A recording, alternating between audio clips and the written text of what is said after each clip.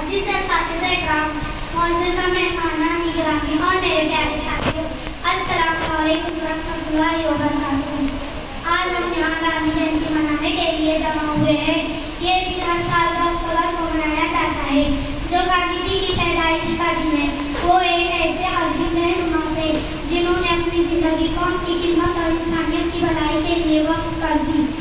गांधी जी को बापू कहा जाता है, जिसका मतलब है वालिद। इन्होंने हिंदुस्तान को आज़ादी दिलाने में कलीदी किरदार अदा किया और अपनी सादगी, सच्चाई, अदब और तशद्दुद से दुनिया को एक नई राह दिखाई।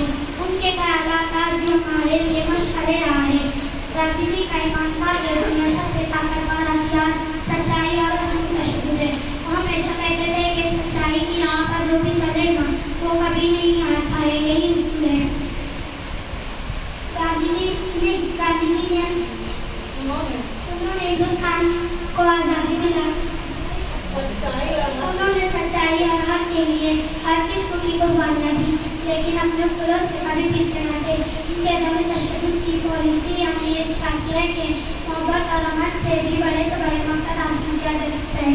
महात्मा गांधी ने हिंदुस्तान को अंग्रेजों की गुलामी से आज़ाद करवाने के लिए जिद्दोजहद की। इनकी क़यादत में कई तहरीकें चलाई गई, जैसे अमन कानून तहरीक और नमक तेरा।